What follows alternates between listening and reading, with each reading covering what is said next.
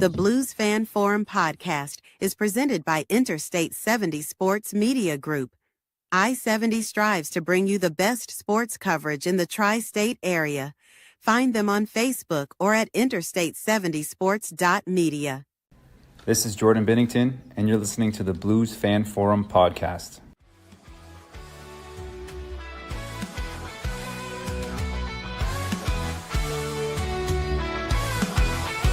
Skating on the ice, under St. Louis city lights, where the Blues play with all their might. Jordan Cairo, fast on the attack, but defense falters, gotta cut him some slack. In rubber tones, we find our glory, his skills shine, the team's best story. St. Louis Blues, we wear the crest. In Jordan Bennington, we put our trust to the test. On the ice we fight, and we must, for the city we love. In the blue no we'll thrust.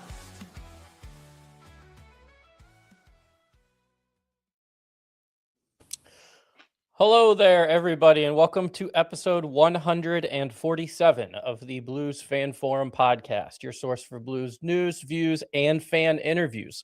Presented by Scooters Coffee. Blues fans can score amazing drinks like the signature Caramelicious, served hot, iced, or blended, with world-class espresso, fruit smoothies, Scoot energy infusions, and so much more.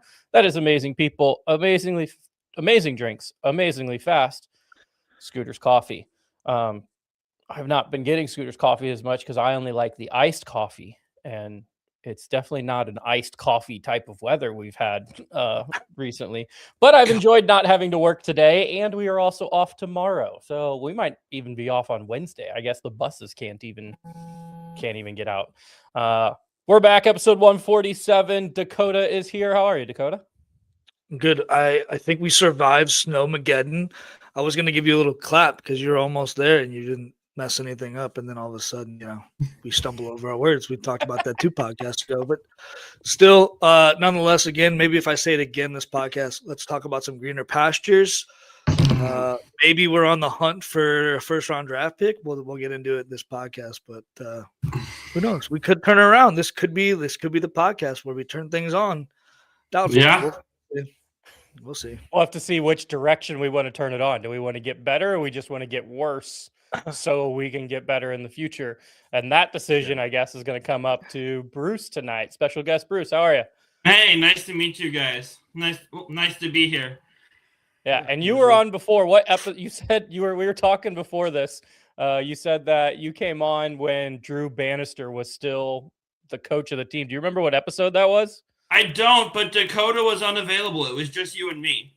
Okay, I could pull it up. But yeah, I remember saying, because a lot of people, even before Montgomery was available, which Montgomery is just, if he's available, you get him. I remember saying, give Bannister time. He'll grow into the role. He's new at this. And looking back, things picked up as soon as they changed him out of that role. So, yep. You're wrong. You win some, you lose some. I was wrong on that one. Episode 93. If you guys want to go check out what Bruce said about, let's see what I put in the thing. Oh wow, I wrote a whole long thing. Most recent games, highs and lows, Bennington's 149th career victory. That's cool.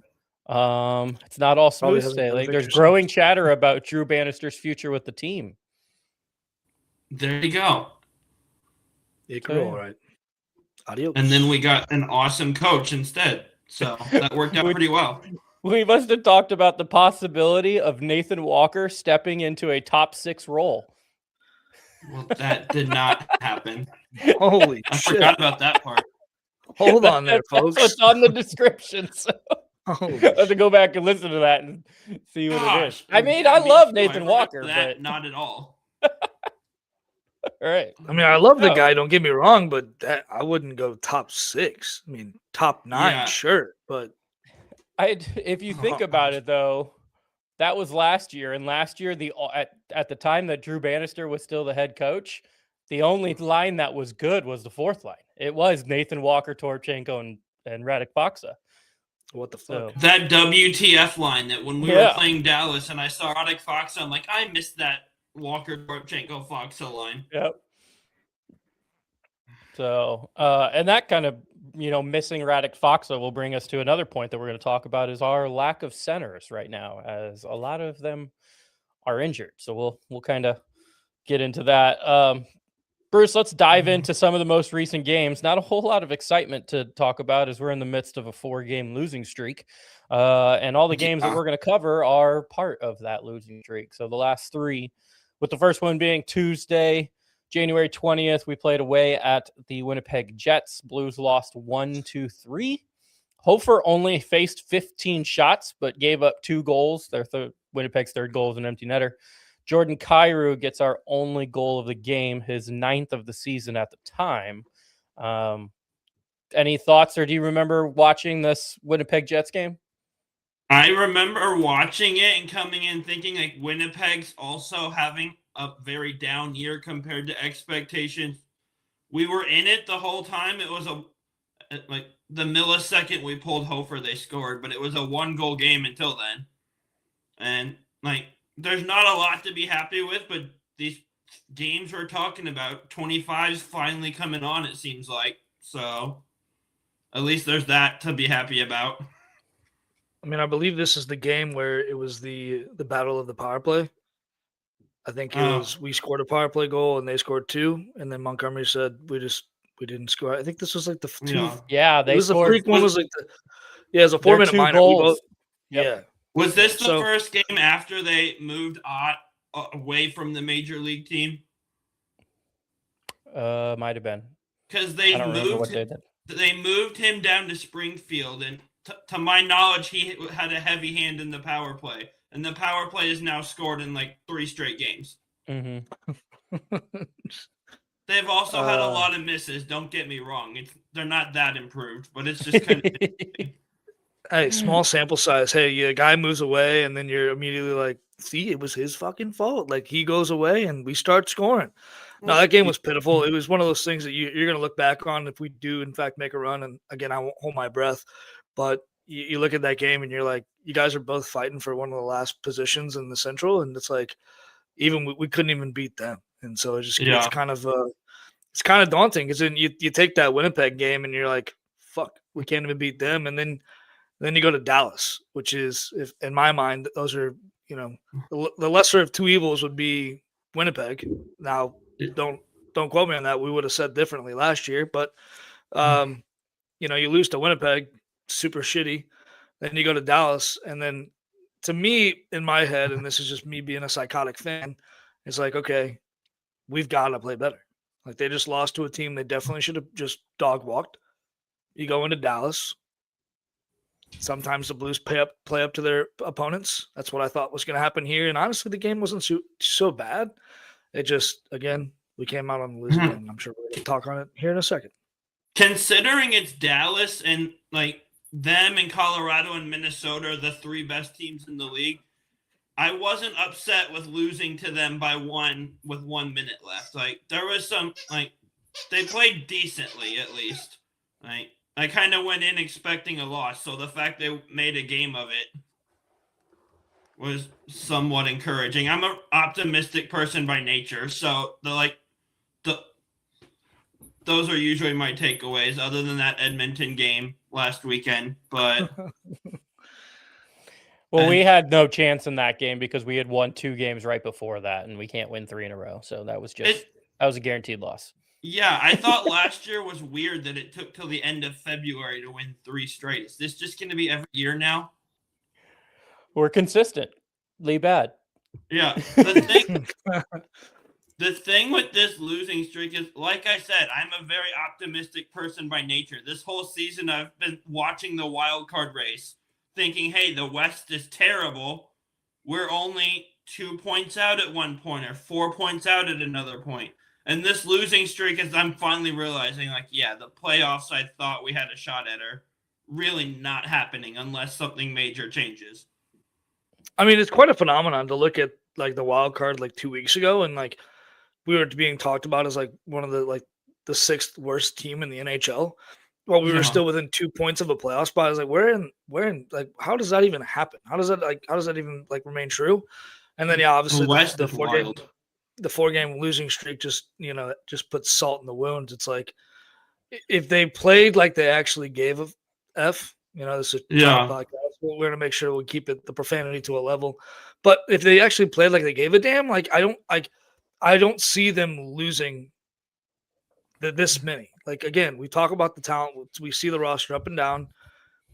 It doesn't make sense.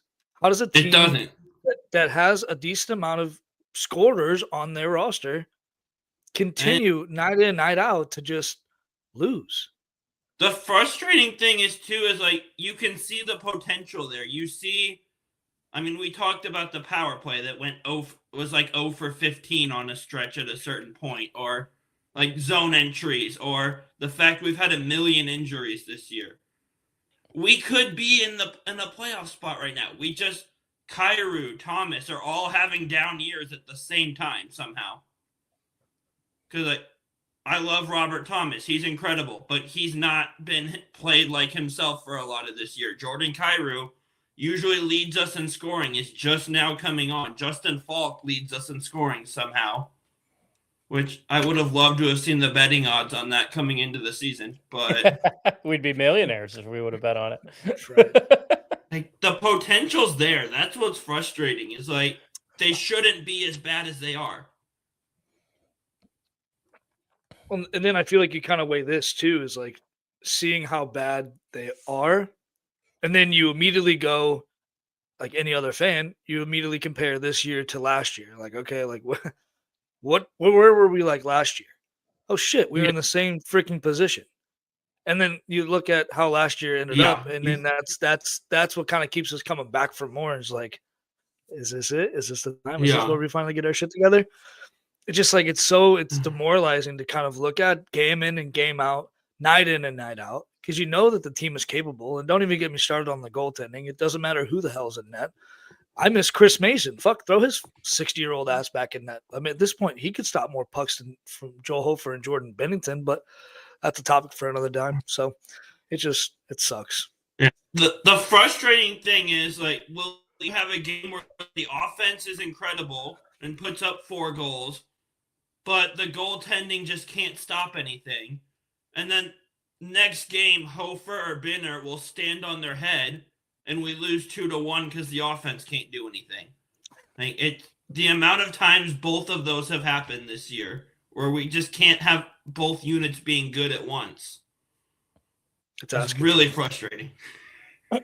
That's pretty much the most recent games. We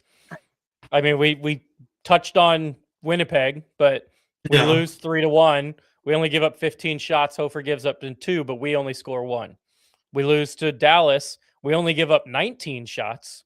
Bennington gives up 3, and we're only able to score 2. They get that last one late. And then you bring up when we can score, but then the goalie isn't great. And that's Saturday against LA when we lose 5-4 in a shootout, which it just went into overtime. So as soon as it goes into overtime, you can just mark it down as an L. But Hofer has to stop 28 shots in that game, but we're able to score 4. I mean, if we score 4 against Dallas and Winnipeg, we win those games. Yeah. And like Hofer and Binner have both had some really bad stretches this year, but a lot of these goals are defense hanging them out to dry at times also. Like, you look at that last goal of that Dallas game, we win a face-off, have the puck surrounded, and somehow Robertson gets off a shot right in front of the goal with no defense to stop him. I just want to talk about that shitty poke check.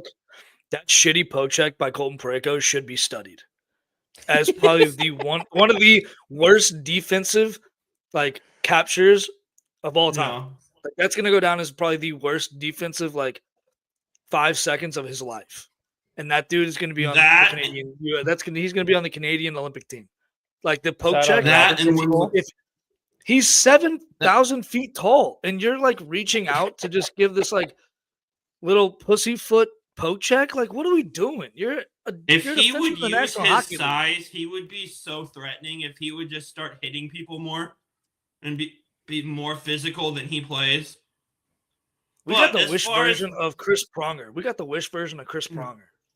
I thought that was Eric Brewer, but you make a good point. But as far as terrible defensive captures, I don't know that anything will top the overtime game versus Toronto when all three people pinned someone against the wall and left John Tavares, of all people, wide open. I don't know that that's going to get beaten for terrible defensive moments. I mean, do we need to talk about having 8 seconds with the puck against the boards at the end of last year? Gosh. Like that should have just been Doing pinned it there. too. For We 8 keep seconds. thinking we found the dumbest defensive moment, and they keep doing it again. It just was like that's what caused riots in the street in Toronto. If that would have been Toronto, if we would have been the ones to do it to Toronto, there would have been cars on fire and like the city of just flames. But I love the Blues through and through. I believe blue, but at the same time, like, geez, Louise, like, enough is enough. When do we stop seeing this? Like again, like, I think we all can sit there, watch a game for 60 minutes, and kind of depict what's going to happen or how the game's going to end, depending on what the first period shows you. Absolutely, it's like clockwork. It's embarrassing, but at the same time, like, I just. At least with the Kings game, like, we lost, but it was entertaining to watch. Like, it was back and forth. They were pretty much in it the whole time. Shootouts are stressful, and getting that close and losing is frustrating. But I can at least say I had fun watching the game. Like, that's what they brought me to, is like, that's what I'm looking for out of it, is, at least I had fun. Just want to watch a good hockey game. Yeah. I don't even care if the Blues lose anymore. I just want to watch a good hockey game. Right. And that's a frustrating way to lose, is to push it all the way to a shootout. But, like, there was positives from that game. The offense was buzzing. Kyrou looked good. Dvorsky, I think, had a goal. Like, yeah, Dvorsky awesome had lately. one, Shen had one, and Kyrou had 2. Yeah. Dvorsky had another one in the shootout that was awesome. Because Jake and Kyrou decided to do whatever they did in the shootout. So Dvorsky scoring was huge. I've been ignoring comments for now, so I got to get to some of them. Let's see here. Sam fact checked for us. Of course, Sam's here. Said that Ott went to Springfield on MLK Day, so that would have been Monday, or last Monday, not today, a week from today, and then got his first victory on Friday in comeback fashion. Theo Lindstein, I believe, scored the goal, and Sam can fact check that for me. We do have Kelsey joining us on YouTube. She's signed up for a future episode. Thanks for being here, Kelsey. Nice. Sam says one warning for bashing Joel Hofer. That's a warning for Dakota. All right. You get a verbal warning, then you get a yellow card, then you get a red card, and you're out for this episode. I was taking it easy on him. Just wait. We're not even 15 minutes into this podcast. I'm ready to throttle him. And then the next point I wanted to talk about actually kind of came from Justin Scott, but it kind of goes to Bruce, what you were saying about kind of just being a positive outlook is, you talked about you enjoyed watching the LA game because it was back and forth. I don't know if you have words are hard. Have you ever been on moneypuck.com and looked at like the advanced stats on there, Bruce? I have not. So they have a thing where you can click on the actual game and it will go through and measure based on expected goals who is most likely to win that. If they play the game 1,000 times, who's going to win the most. So that Winnipeg game, we had a 74% chance of winning that game. Of course we did. The Dallas game, we had a 64% chance of winning that game. And then the LA game, being more back and forth, we had a 51% chance of winning that game. So the last 3 games, going to your point of being kind of positive outlook and enjoying watching the hockey, and then Justin's input of looking great at 5-on-5 is, yeah, we actually should have probably won the last 3 games and not lost at least the last 3. Yeah, and with Winnipeg, normally when you lose to them, you can blame it on, Hellebuck. But no, it was Eric Comrie this time, and we still could only get 1 goal in. Terrible. Like, what are you going to do at this point? I'm sorry. I'm laughing at St. Louis Blues hockey memes. See, Mom, I told you these guys hate me. They never ask me to come on. And then he said, Shout out to them. They have a cool page. oh, okay. I thought he was talking about me. He says, Jacob's mom texts me daily.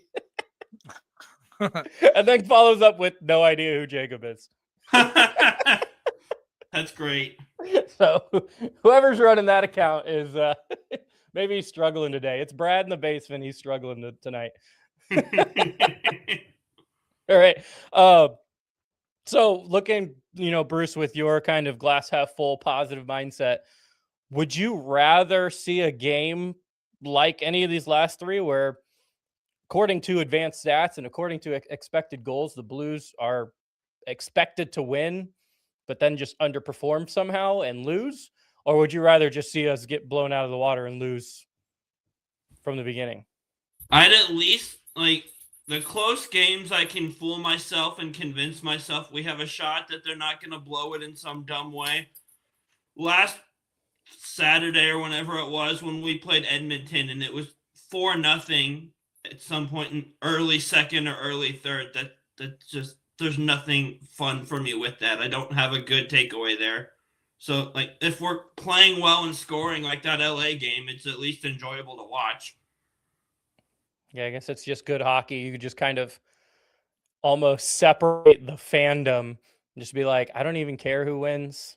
I'm just happy to be watching hockey, which I think I said that already. Yeah. When Edmonton is destroying us, or when the Preds beat us, however bad they did in early December. Oh, yep. I'll still watch it to the end, but it's a struggle to get through sometimes. All right. Well, that's the most recent games. Like I mentioned earlier, Blues are on a 4-game losing streak. We have lost 8 games, 8 away games in a row as well. So in a weird kind of twist of things, because I feel like in the past, the Blues have struggled at home and played better away.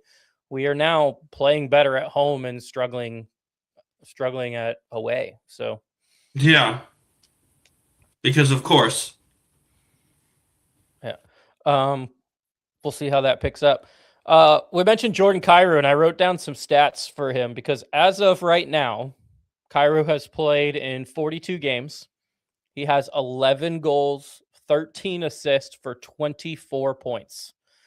He's at a -7 rating, which isn't terrible because everyone on the Blues is at a minus rating. So yeah, you can't really look at that and say that that's a Jordan Kyrou problem. yeah. The issue would be 24 points in 42 games. If he's at 42 games, I'm expecting him around 40 points would be, or probably like 35 to 40. You did mention that Kyrou has come on recently. He had 2 goals. Actually, he's got 3 goals in the last 3 games. So we are seeing some more movement from Kyrou. What have you liked over the past couple of games? Yeah, like you mentioned, 2 goals against LA, 1 against Winnipeg. It just seems like we're seeing the version of him that we're used to seeing, kind of. He usually leads us in scoring every year. He hasn't been that goal scorer that he usually is this year. I can't explain why, but it's just been nice seeing him hopefully come on. Maybe he catches some momentum and goes on a hot streak, but just seeing him put pucks on net, seeing him have that energy, even other than scoring, he was buzzing. He was making some good passes and plays on the puck in that LA game. So hopefully he can keep that momentum going, but it took this long to get the version of him we're used to seeing. So yeah, I specifically enjoyed his goal, the wraparound that he scored in the LA game, because it really wasn't anything spectacular. It was just he gained the zone with his speed and he skated around, and Darcy Kemper was still on the other post by the time Kyrou had put it in. So he didn't have a chance. So yeah, just that's kind of what we're looking for from Jordan Kyrou. And it's crazy that I think I posted like, oh, that's what we've been looking for, but unfortunately it happens 1 every 10 games. So I guess we just need that consistency. And to be fair with the scoring, he was out for a while. So who knows what happens if he plays those games. maybe not that different of a pace, but because at one time we had him out and Walker and Torpo and like 6 people out at once right after Thanksgiving. So like if who knows where we are if the injury bug didn't just despise us this season. All right. I do think at the very early parts of the season, we were actually pretty lucky when it came to not being hurt. And I'm talking like maybe first 10 to 15 games.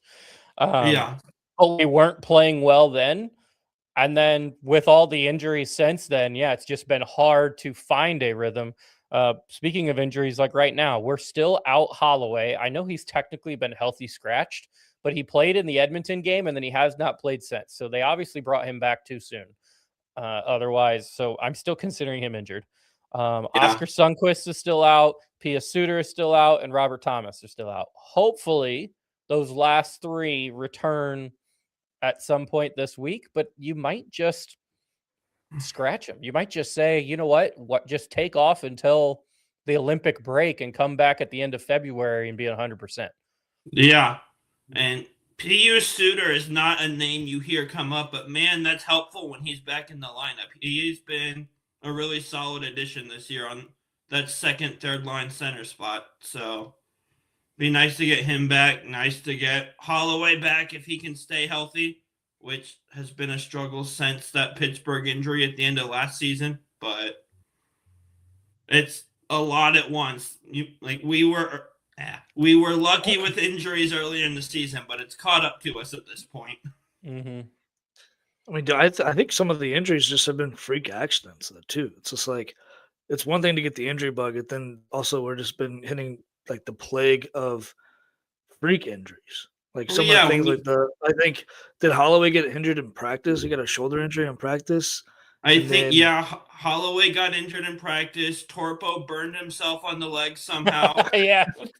The internet seems to think that was a turkey deep frying accident from what I've read. But and then you got Sonny with the skate. I mean, like that just, I think that would be freak. I know like it was just a bang play and Connor McDavid was just trying to dry hump him, but like that was kind of freak. That was maybe a terrible joke there. Bukestad's another one. He was out for a little while too. Mm-hmm. Fabry, I think, is out or was out. I don't know. He hasn't done much since being back, but I wish they wouldn't just healthy scratch him, and maybe I'm too much of a biased fan here, but I've really enjoyed watching him play since being back. I think his skating ability has been an added speed. I think the way he possesses a puck is nice. Is he gonna go out there and score you 30 goals? No, but I do think he plays that 200-foot game that we desperately need on our roster. Like he may not win the board battles as much as he should, but he's constantly skating hard and will always back check and will always be the first guy up. And hey, he's turning into a secondary Nathan Walker. Nathan Walker. What's on your mind? Don't need that. Something with kangaroos and naked Walker. I don't know. Like, if you're having a season like Colorado, healthy scratch Fabry. But when you're having this type of season and no one's really playing up to their best, other than like Dvorsky and Snuggerud have been awesome. Snuggerud, another one that was out for a while, by the way. Mm-hmm. I don't really see the healthy scratching Fabry as consistently as they have. I'm with you. It's been fun having him back. It's not a super impactful piece, but solid fourth line guy. I got a question for you right before we go into this question that I know Jacob's probably teeing up. Do you think they signed Fabry? I don't know. I wouldn't hate it if they did. I mean, you just were dogging him. Short deal. How are you going to jump on a bandwagon and then off and then back on one? I think it depends on how well the AHL team is not playing well. They're worse than we are. But we've seen Stenberg and how good he can be. At this point, I would say he's a shoe-in for a roster spot next season. He's been awesome. Jonathan Bergeron has been pretty good. He's supposed to be playing on the first line tomorrow. He's been way better than I thought he was going to be. Like, I kind of shrugged when I saw they brought him in, but he's been awesome. Right. So you have him that probably needs a roster spot, assuming everyone gets healthy. You also have Matthew Joseph, who I think has been one of the more consistent as far as energy players, not necessarily scoring, but his energy is consistent. And if that's an issue for this team, you need him back. So you sign him. So I think Fabry might just run into he's not great. I like having him around, but we have these young guys that Koskamaki's going to push. Jacob Stansel might push for a spot. Pekarsik might try to get a spot. So yeah, Carbonell will be here at some point. Yeah. If we draft Stenberg's brother, does he need time to develop, or will he make the roster out of camp? Oh, that's hard. I can see it going either way. With him playing in the SHL, I would assume he's going to make the roster. I mean, imagine that. Imagine him and his brother on the line. Holy fuck. Oh, yeah. I am interested. I mentioned Carbonell. I'm really excited to see his training camp next year. If he makes it up or if they start him in Springfield again next year. So, these young guys are really exciting. Like, the Blues and Cardinals are both, like, having seasons or had a season that doesn't meet expectations. The difference is the Blues have Dvorsky, Snuggerud, Stenberg, Carbonell's coming up. I just don't have that type of faith in the Cardinals' future where I look at the Blues, I'm like, man, in 3 or 4 years, this is going to be such a fun team when these guys are all hitting their stride at the same time. Baseball's just so hard to project as far as professionals. Like you pick the number 1 pick and that guy's not on your team for 4 years. Like in baseball, you get the number 1 pick now, that guy's playing every day on your top line. Like, Schaefer is kicking ass this year with New York. So Schaefer, Celebrini before him. Right. Yeah. Celebrini's an MVP candidate this year. I'm not his biggest fan, but Bedard played immediately. Right. That guy kind of all they have, but he played immediately. Some comments to get to, and then I have to tell you about places to go buy things. My favorite comment, where did Justin's comment go here? When you were talking about the naked walker, Justin says, Dakota, this is a family show. That's amazing. It slipped, damn it, it slipped. We do have a couple comments on here about potential picks for what we do if we have a high draft, which we are going to get into in the Teach Me How to Doug section. Sam's looking at Stenberg if we have a high pick. I believe this one, Justin is talking about Otto Stenberg getting a roster spot next year. And agreeing that, it might just be Fabry as the odd man out. He did Justin brought up Carbonell, which Bruce talked about a couple times. Carbonell is playing in the juniors right now. So my guess is next year he would start in the AHL because he's got to play against some men first. Yeah. And then probably be one of the first people called up when we run into 75 injuries again. Yeah, like Dvorsky last year. Yep. Yeah, he's going to be like Dvorsky last year, kind of like Otto Stenberg this year of, hey, you're going down to the AHL. You're going to play at least the first 10 to 15 games down there, and then when we need you, we'll bring you up. Yeah. Which is normally what they do. Snuggie came straight from college and never played AHL, but that's the only one I can remember like that in recent memory. Yep.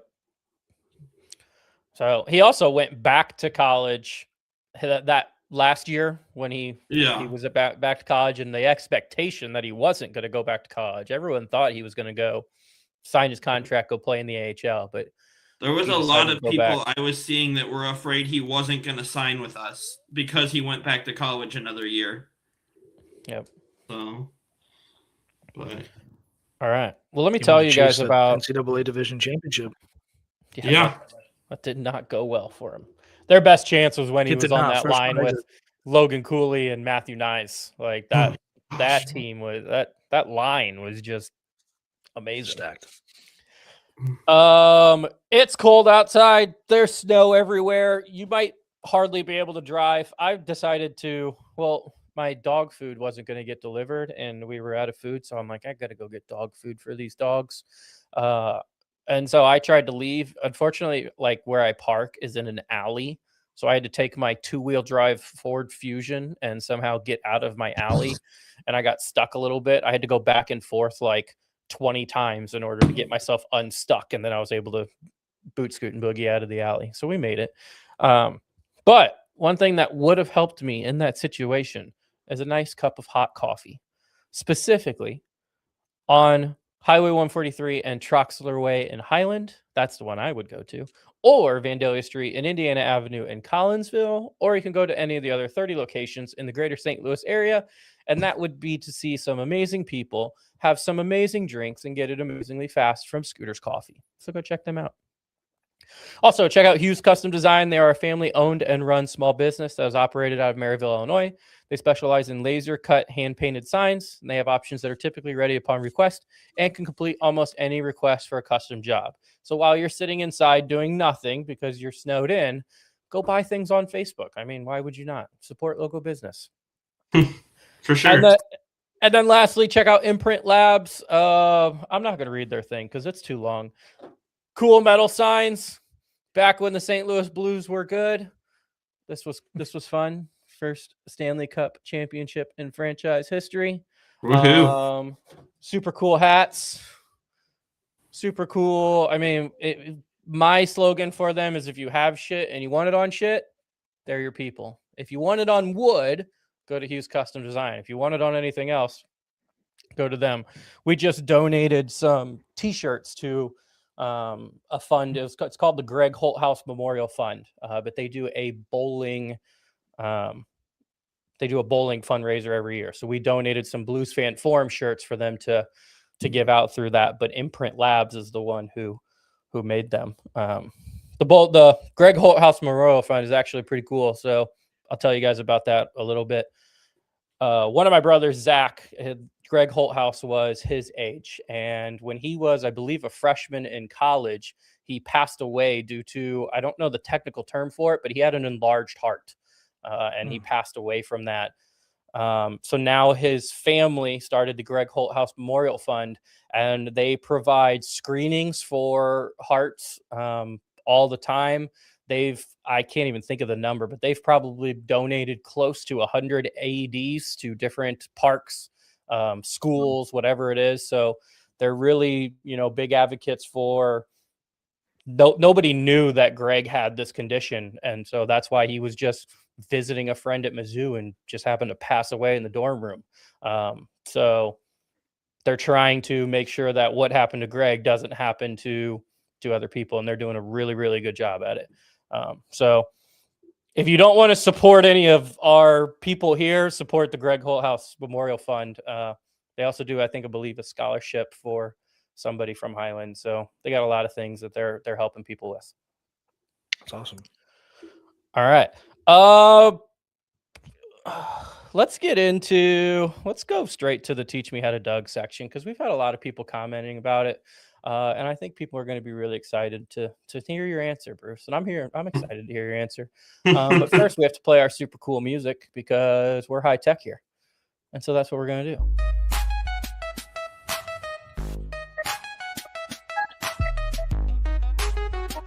All the time in my classroom, and my kids hate it, and I think it's hilarious. Let's see if you got what it takes to run the Blues. Teach me how to Doug. Teach me how to Doug. That's awesome. Make a trade, make a plug. Cap space tight, but the roster's got a bug. So show us what you got. Teach me how to Doug. Sign them, trade them, send them down to the A. Build a cup team like it's Judgment Day. You got picks, you got cash. Can you make a splash or crash? Better know your lines and match, because fans don't want to see a playoff collapse. Teach me how to Doug. I always pause it right there. I don't even know how long it goes. It might go farther. Okay. That is awesome. Yeah. ChatGPT created the lyrics for me. I just typed in exactly kind of what we do for this segment, and it made it for me. And then I used another one to put the music with it. So There you go. Teach Me How to Doug. You're going to get to act like you are Doug Armstrong in a little scenario I've teed up for you here. Here's your scenario.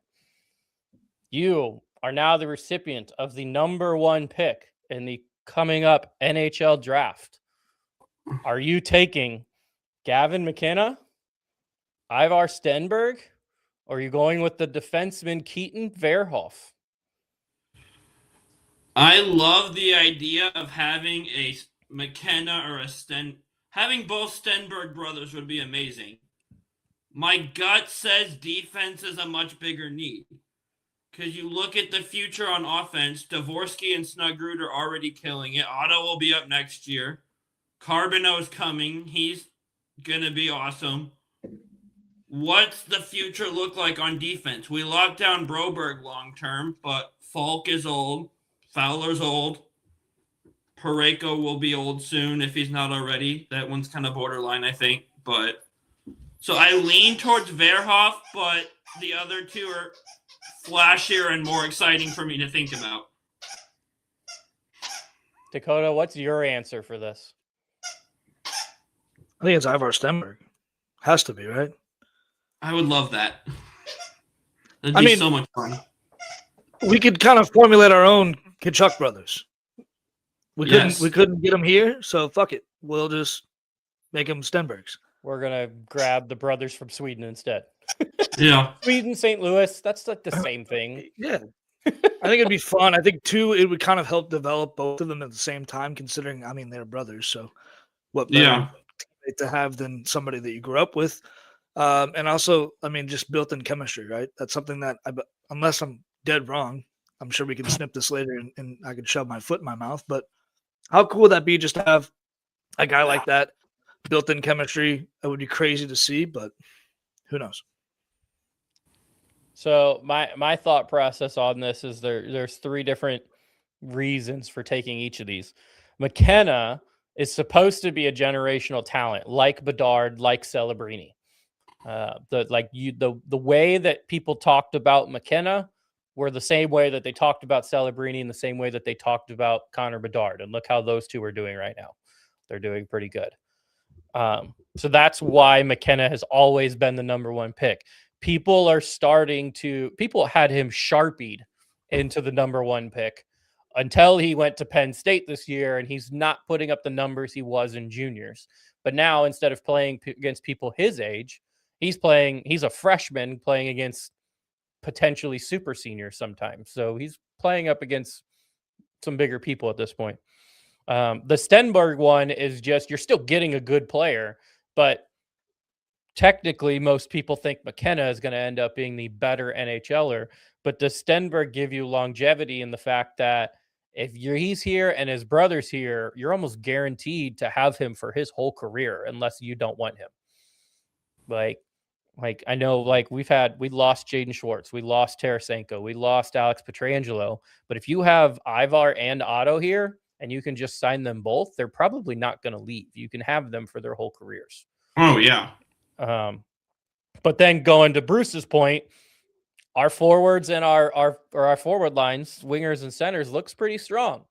So do you go for maybe the third best prospect, but the positional need of a right shot defenseman that at whatever age he is, probably 18-ish, he's already 6'4". Jeez. So so the number one pick should be an easy answer. Every single year, it's typically an easy, this is who we're taking. But if the Blues were to get it, I do think it would be hard. I think it comes down to just draft philosophy. Do you want the best player available, or do you want what fills your team's need the most? If you want the best player, it's one of the forwards. If you want to fill the biggest need for your team, it's Verhoff. I think a lot can be argued too to Mayhew's point too. Like they always said when we got him for the Zach Bolduc trade, it was like give him time. Like young defensemen need time to develop. Okay, like what's our leash there? And so like if we drafted an 18-year-old kid in a couple of years, when's the next time we're gonna see him? That's true. Years from now, so it's like okay, we're not gonna fill it now. It would be fucking blasphemy if we got an 18-year-old defenseman and he started on the second line D a year from now. Like, let's pump the brakes there. Like, we're not going to see this guy for another 3-4 years. For sure. Right. So, if we're going to draft somebody that we think can have I would say, an integral part of pushing us towards not a retool, but just kind of like a reshuffle, then maybe we go and get a Gavin McKenna, which I don't think we're really going to get. I think Ivar would be a better suitable candidate for the Blues.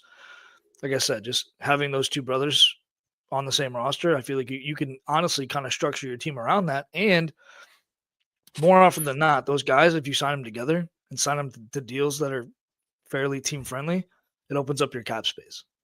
Yeah. And to the Mayu point, again, this is just me being the optimist, maybe. I do think I still have faith he can be what they thought he was at some point.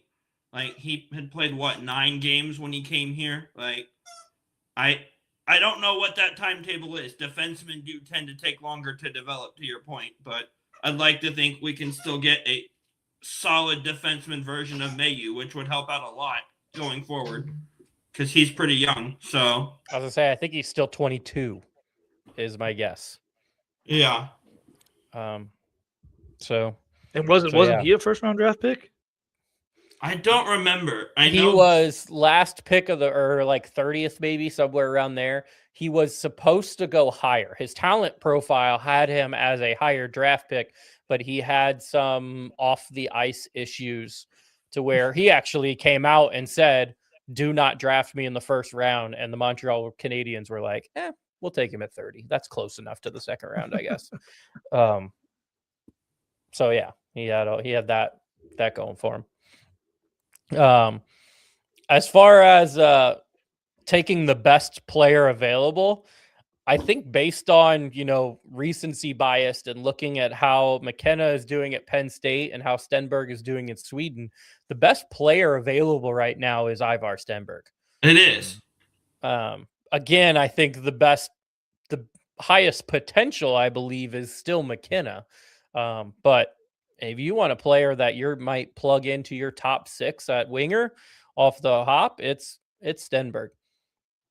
Yeah. And that would be awesome. I would love it if they got him. All right. I've never really been a fan of the concept of tanking and trying to lose, but if we happen to get that high of a pick anyway, like, I'd love that. I'd love to have Ivar. We're not going to tank. No, I know, but I just,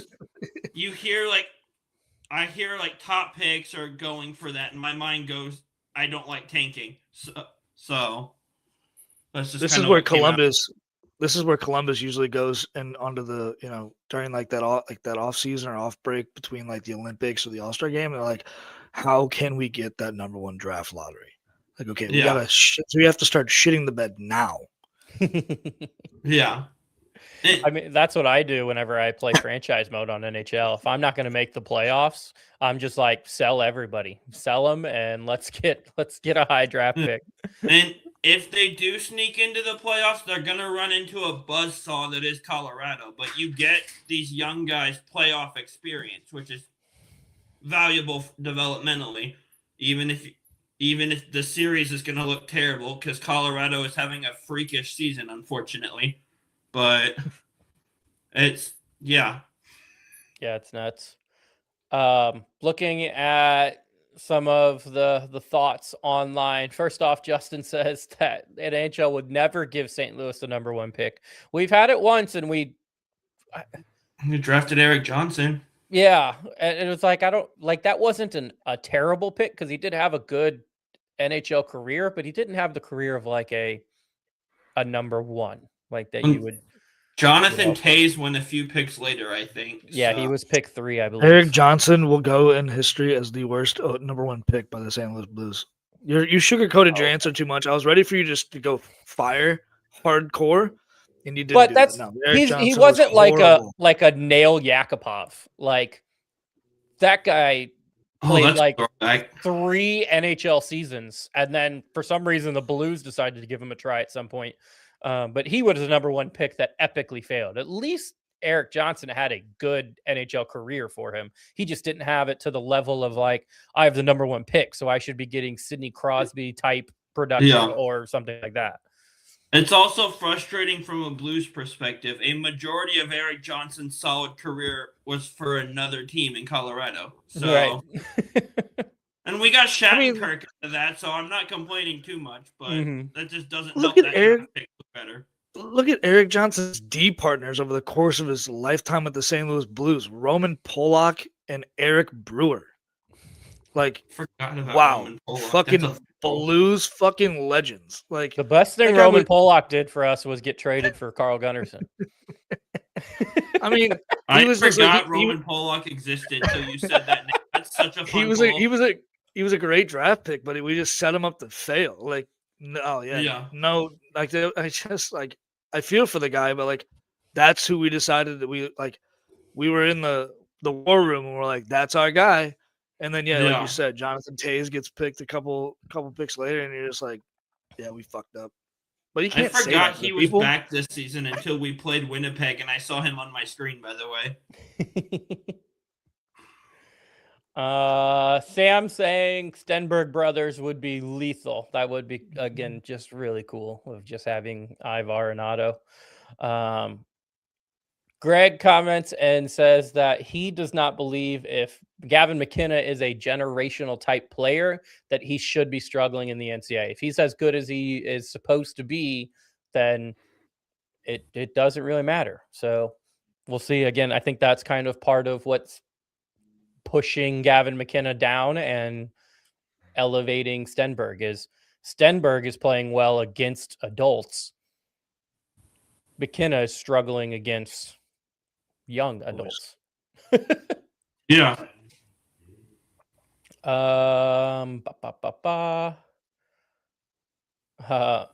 Justin made a good comment. If we go off of Justin's old comment of the Blues will never get the number 1 pick, the way the NHL can screw us is by giving us the 4 pick. If somehow we end up in the 1, 2, or 3 spot and we bump down to the 4, I'm going to be livid because I'm sure there's a good prospect there, but you're really looking for one of these big 3. You're looking for McKenna, Stenberg, or Fairhoff. So we'll see. Greg was also on saying that we don't need a defenseman because he believes Jiricek will be in the NHL next year, which I guess means Parayko will most likely be Falk. He's a right shot defenseman, so it's either Parayko, Falk, or Mayu is going to be gone somewhere. But I don't expect Mayu. We re-signed him. I wouldn't be surprised if Falk is gone before the end of this season. Maybe, in a couple weeks. Well, Tucker's been getting a ton of playing time this year, too. Is there any chance he's not back, I ask, hopefully? I love how you put that. Oh my god! Fun to watch. Like he hits. I love Tucker. In fights, he's just not super helpful sometimes. The one thing I like about Tucker and I would just say our announcers, because apparently saying Curbs and Vitali is like a trigger word for some people. The fan base of St. Louis is very upset that the Blues are losing hockey, but I think they hate our announcers more. They hate Curbs and Vitali. I spend most of my time watching games on the Blues Reddit game thread, and Blues Reddit hates Curbs and Joey. They rip them apart. I mean, I think Reddit hates everything. To be fair, but yeah, that's true. If we were losing and John Kelly was announcing, I think it would be a little more like we could swallow a little bit better. The fact that Curbs and Vitali, Curbs is talking about other bullshit, Vitali's talking about how he wants to stroke off McDavid here or Nathan McKinnon there. It's like, this is a Blues broadcast, my guy. Let's talk about, even when TJ Oshie was on the broadcast, he was more of a homer than Vitali. It's like, come on, get it together. What were you saying, Jacob? I was going to say, they point out that every time Tucker gets the puck at the point in the offensive zone, he is putting it on net. And they're like, every time he gets the puck, he puts it on. I agree. That is just something it's easy to plan for. You don't have to try to make the decision. Am I going to the front of the net or am I going to the boards because he's going to wrap it around or whatever?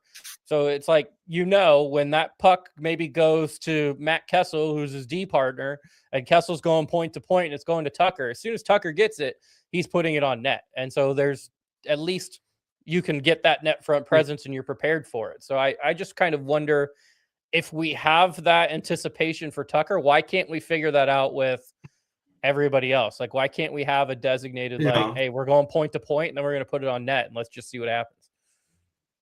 And I'll give Pucks credit for that. He puts pucks on net. Like you said, we need more of that from our defensemen. What frustrates me is the penalties he takes and the amount of times a goal gets scored, and I'm like, Tucker, that was your guy. What happened here? Like, it's so I can't figure out what to do with him or what I think of him at the moment. Mm-hmm. Well, at this You make point, a good point though. if Lindstein is ready, Tucker's the out man there, and if Jiricek is ready, I would assume Falk is probably going to be traded. It's the highest trade capital he'd be worth since we brought him in from Carolina.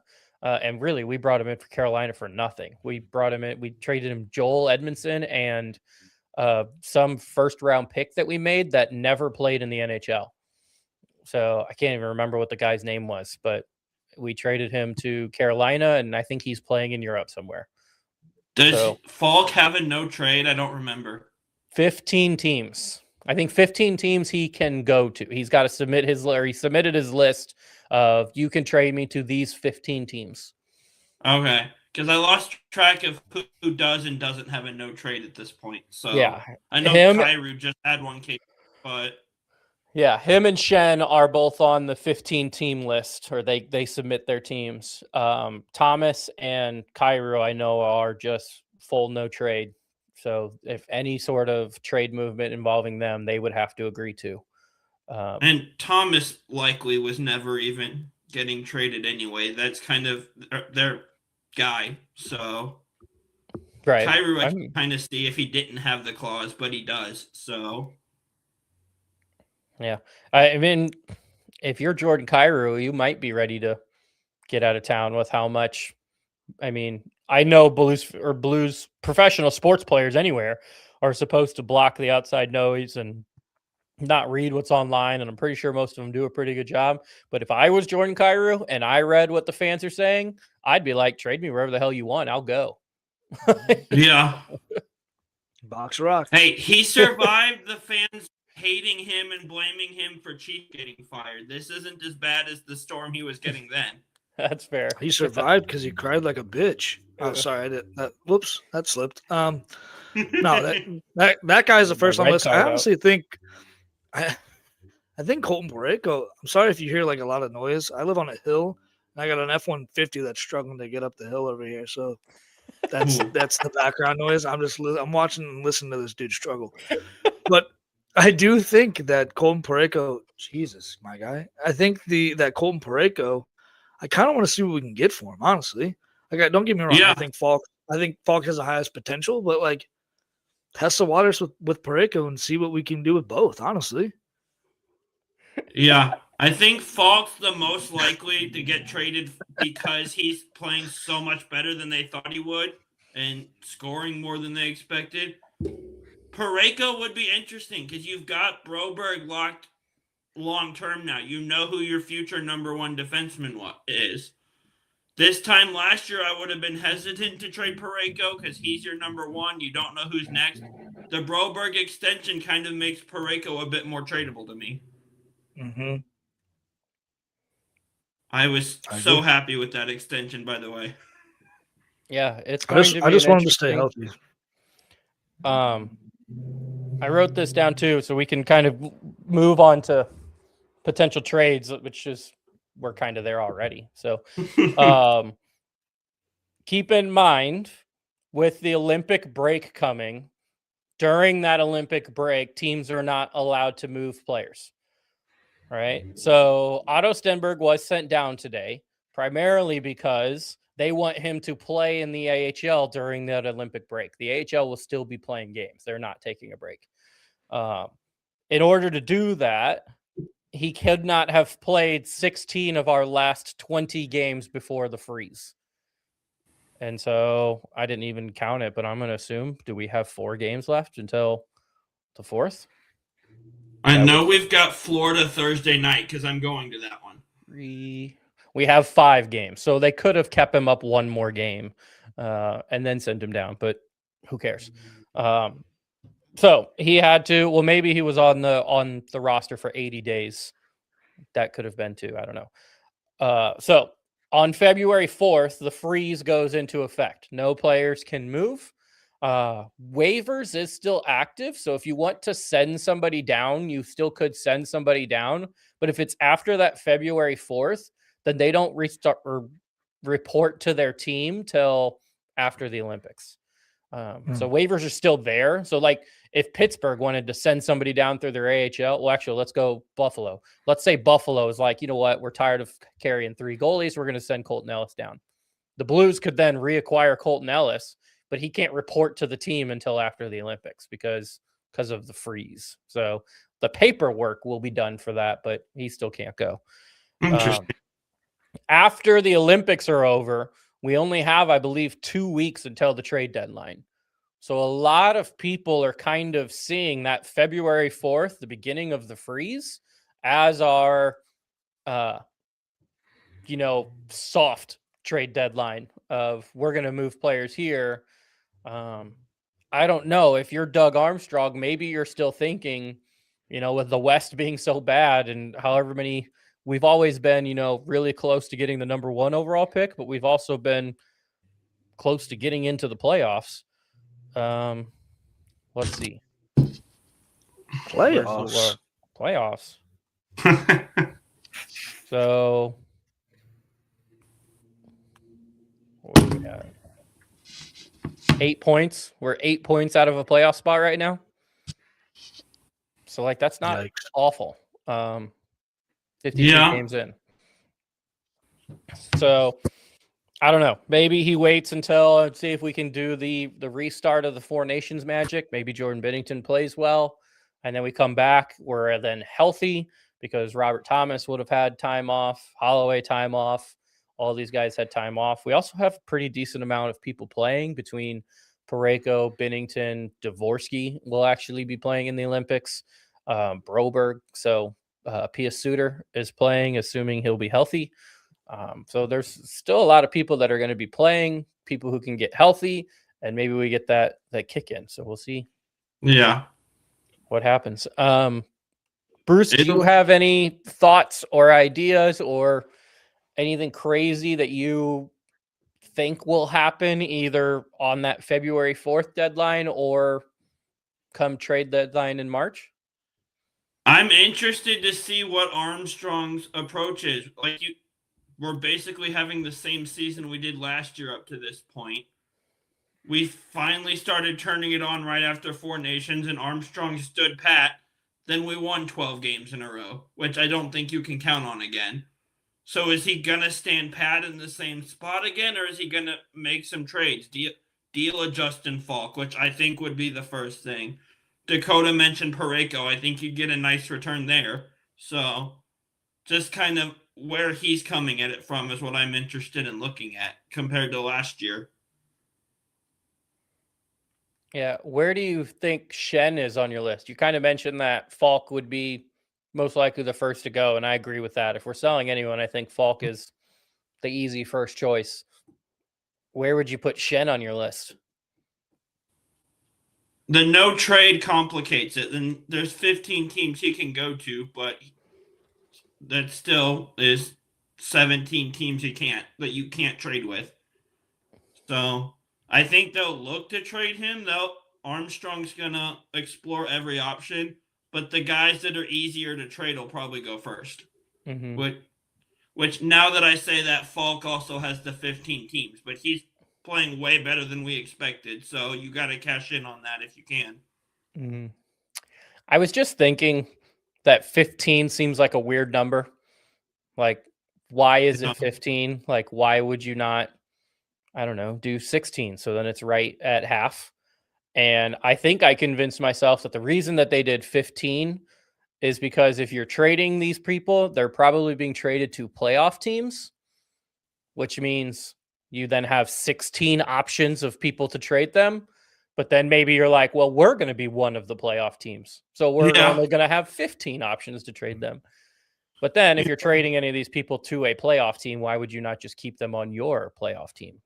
Someone in the comments mentioned Matthew Joseph as a possible trade option. I like the sound of that. But like you said, he's been one of your top energy guys too. Like you need those fourth line energy identity line guys sometimes, those grinder types. So, like, if you could get something good for him, I'd look at that, but I don't think that'll be their top option. Mm-hmm. It's And an honestly, interesting thought, though. yeah, that might be the easiest of the trades, just because there's no trade protection on Joseph, and this is the last year of his contract, so a team is just buying him for the playoff run. What's the interest going to be, though, in a Matthew Joseph? Right. It's going to be they're buying him to either be a depth piece or like a fourth line player. And so if you trade Joseph, you're getting a 4th round pick in return, a 5th round pick. Maybe a pick that you then use to package for something else later. I don't know. You're not getting anything above a 3rd. Yeah. So that's when you just have to say what's more important, having an extra 3rd round pick or having that energy guy, that locker room guy that Matthew Joseph has been all year, that they see the value in, or he wouldn't still be here. So, and I can't answer that for them, but I'm interested to see what that answer is. Oh, here's an interesting one. Justin is throwing out Jake Neighbors as trade bait. I think the only way you ever do that is if you can somehow like up tier. Like you don't trade Jake Neighbors for a player that is just going to do the same thing that Jake Neighbors does. Yeah. I almost feel like if you trade Jake Neighbors, it's a package of some sort. Maybe you trade Falk and Neighbors for a higher profile forward or a higher profile defenseman. But Neighbors does have the kind of playoff, type of player. You can see Neighbors being similar to like a Sam Bennett for Florida. He's who you'd get the most for of all the guys we've talked about, but I just don't love the idea of parting ways with him. I think he's like, we talk about all these young guys in this future core. They're going to need a veteran around too. You can't have an entire team that's all in their 2nd, 3rd, 4th years. I look to Jake to maybe be the next captain when Schenner's gone, if it's not Thomas. Or I think Jake can be that veteran of this next wave coming up. So I don't know that they're going to love the idea of trading him. Mm-hmm. Dakota, didn't you say something either last week or 2 weeks ago about Jake Neighbors being a future captain? I think he plays with the right attitude. I think that, yes, ideally it would be Thomas, but if you had to think long term, then it's Jake one of Neighbors, those two. Jake Neighbors essentially is kind of the guy that you see as like a blue collar hockey St. Louis Blues guy. Like I don't see him wearing anything other than a blue note in his career, and maybe that's just me being a wishful thinker, but he plays the right way. He's a very team first guy. I see a lot of him and I see a lot of Braden Shin in him. I think he leads selflessly. That being just, I think he's soft spoken because he's still young, but also just the way he sticks up for his teammates. It doesn't matter if he's the one getting just bodied every day or vice versa. I think he has what it takes to be a captain. But if the Blues go crazy, he would be the guy that would be in talks because I think his trade value is through the roof. Yeah. I would be interested in seeing the return you'd get. I'm not interested in parting ways with Jake, but I am curious. The thought hadn't crossed my mind, so now that comment came up, I'm like, oh, what could they get? But probably not going to be worth it. All right. It is definitely going to be interesting. There's already been a couple of big moves that we talked about last episode, but between Quinn Hughes moving out of Minnesota, there was another one. What was the other big trade that's already was it Rasmussen to Vegas? Yeah, Rasmussen to Vegas. So a couple big names on off the board, setting the market for. Rasmussen and Falk are a very similar. Falk is a poor man's Rasmussen.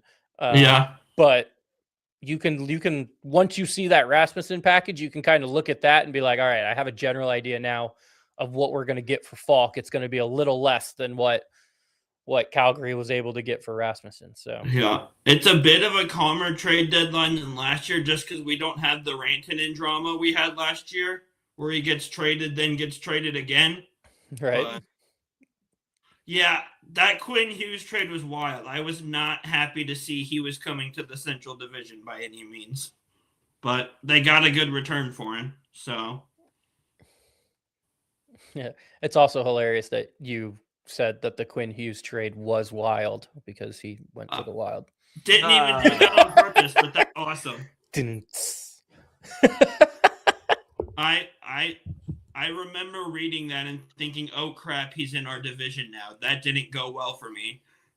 I was hoping he'd get traded to the East, maybe with his brothers, so we'd have to play him less. Now we have to play him more.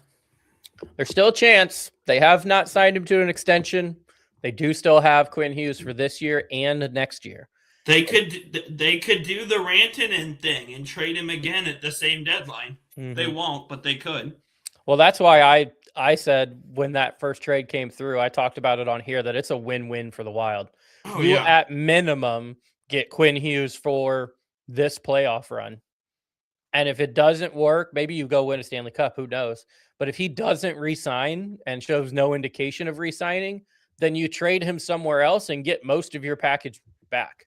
You're going to get a little less back because instead of having that year and a half, he only has that 1 year. But if you can do a sign and trade, like if he's like, oh, nope, I'm going to New Jersey because I want to play with Luke and Jack, then you do a sign and trade and you get like someone like, I don't even know. Would they send Nico Hischier? I don't know. That would be nuts. Dawson Mercer, I think, is there. Actually, you'd probably get Simon Nemec, a top defenseman. So, I mean, you would get New Jersey's got things to get rid of if they want Quinn Hughes. So, yeah, you could make that move. Also, I just learned Jake Allen is still playing for them recently. I kind of forgot he was there. So that was a fun thing to see on Twitter recently. He was kicking butt this year or earlier this year. I don't know how he's doing since then, but he was doing pretty well off the start. That's awesome. Love that for him. So, all right. We've been a little bit of everywhere, which is great. That's exactly how this podcast is supposed to work. We are an hour and 12 minutes in, and we like to stop somewhere around that hour mark. So, but we've been killing it. So that happened quickly. Yeah, I know, right? I looked up at the clock earlier and it said 50 minutes. And I'm like, we have not been talking for 50 minutes. There's no way. But yeah, I mean, between the most recent games, we kind of went over injuries. We talked about who we're going to pick in the draft if we get the top pick. It turned into trades and injuries and all that stuff. So we've covered a lot this episode. Bruce, was there anything else that you wanted to get into before we go? Not really. I'm just really excited for the potential of this team the next few years as these young guys start to come up. Yeah, we should see. I think it's going to be a pretty scary Blues Blackhawks rivalry coming back here. I mean, Snuggie and Dalibor are already lighting it up. Once Carbonneau and Stenberg are in full swing and Jiricek is up, Jiricek scored an insane overtime goal at the World Juniors. But so yeah, that was fun to watch. That was freaking sweet. I'm so excited for the next couple of years. We just have to get through this season to get there. Yes, sir. All right, Dakota, anything else?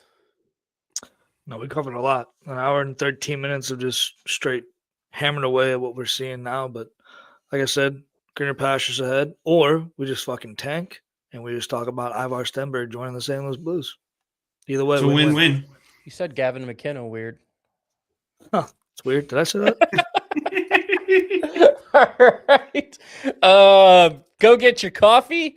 Check out Hughes Custom Designs. Check out Imprint Labs. Our free sponsor for today is the Greg Holthouse Memorial Foundation. If you want to check them out, they are on social media. Bruce, give me a big let's go Blues, and we'll get out of here.